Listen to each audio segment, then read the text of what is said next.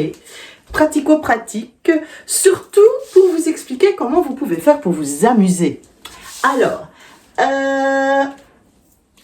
j'aime bien quand je suis en psycho-G et que certaines personnes n'ont malheureusement pas d'informations sur leurs parents, leurs grands-parents, leurs arrière-grands-parents. Oui, il y a des personnes qui effectivement n'ont pas la chance d'avoir des informations. Alors, je demande souvent aux personnes quand même d'aller chercher le minimum d'informations sur ces personnes, c'est-à-dire d'aller dans le service administratif et demander en fait un acte de naissance. Il faut savoir que vous avez la possibilité d'avoir l'acte de naissance de votre ancêtre s'il a moins de 100 ans. S'il y a plus de 100 ans, alors on va dans les archives.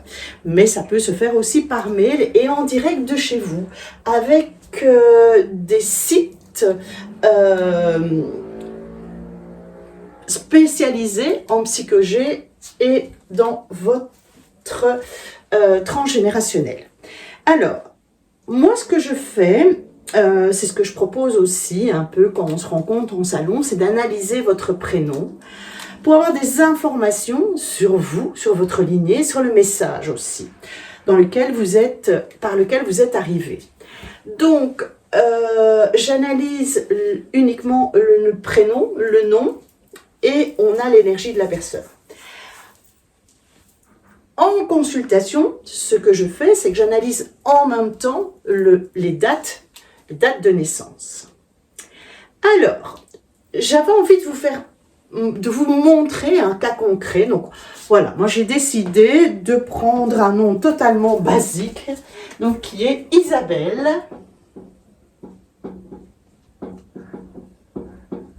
Dupont, avec un T. Alors, si vous ne voyez pas trop le tableau, c'est pas grave. Pas de panique. Je vais tout vous expliquer. Donc, en fait, le I a une vibration 2. Je vous montrerai après, je vous rapprocherai pour que vous voyez ce que j'ai noté au tableau. Le S, 1, le A, 1, le B, 2, le E, 5, le L, 3 et 5. Dupont, 4, 3, 7, 6, 5 et 2. Vous additionnez tous les nombres donc pour avoir la vibration Isabelle. Et nous allons arriver au final, après avoir additionné tous les nombres et de les avoir réduits à un 2. Dupont, on arrive à un 9. Ok? Alors, le 2, je vais aller voir dans mon jeu et aller voir, je ne l'ai même pas préparé avant, vous voyez, et d'avoir en fait Isabelle, l'énergie, la vibration d'Isabelle est sur l'arcane de la papesse. Donc, je vous montre un petit peu ce qui se passe. Donc, voilà, hein. Vous avez ceci. Et donc, moi, je vais analyser d'abord, ne tombez pas, la papesse. Alors, la papesse, c'est une personne qui est érudite, qui aime étudier, qui a la possibilité en tout cas de lire,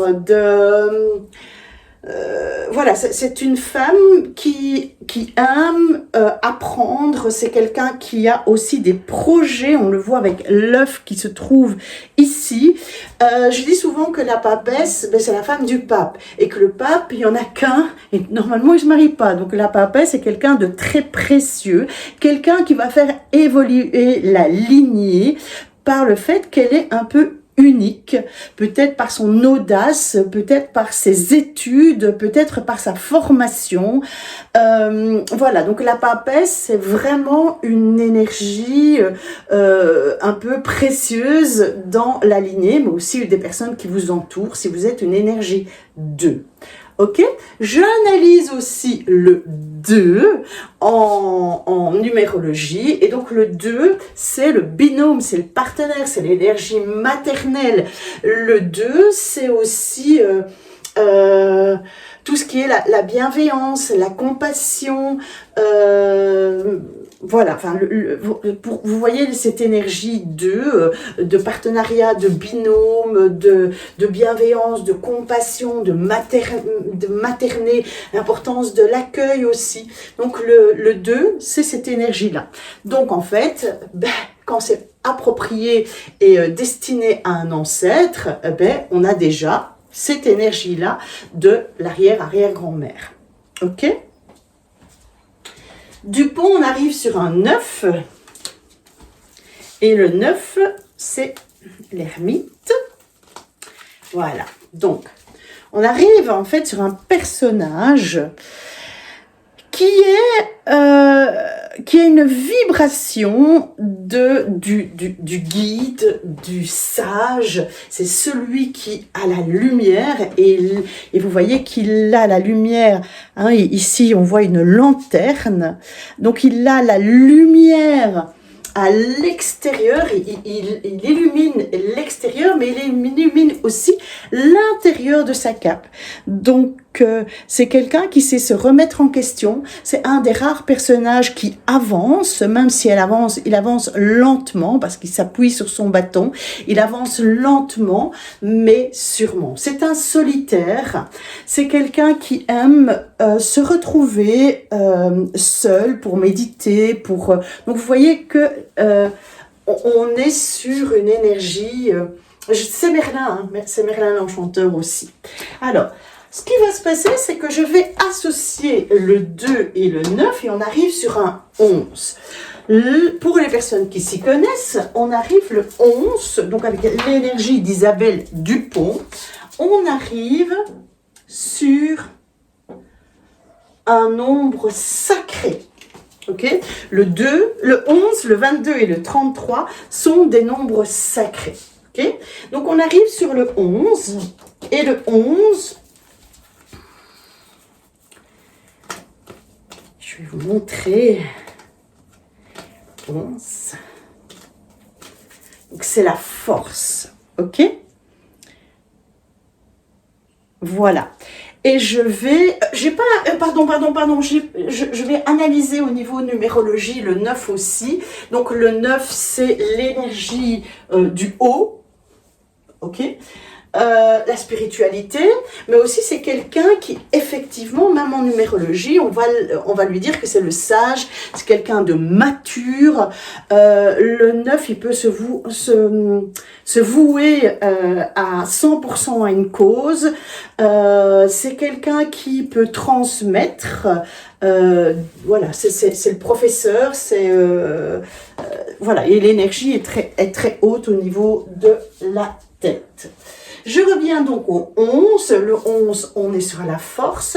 La force, on voit qu'en fait, ça peut être quelqu'un, effectivement, qui pense ne pas avoir beaucoup de force et pourtant, elle en a énormément parce qu'elle terrasse la bête qui est ici. Et elle terrasse en fait une bête qui n'est pas très... oui, on voit au niveau de sa tête qu'elle est féroce, mais que le reste du corps n'est pas du tout dangereux. Donc en fait, c'est peut-être de faire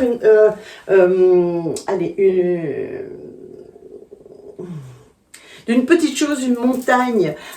C'est aussi beaucoup de combats, mais de combats quelque part qui ont épuisé en fait la personne et donc l'aligner aussi.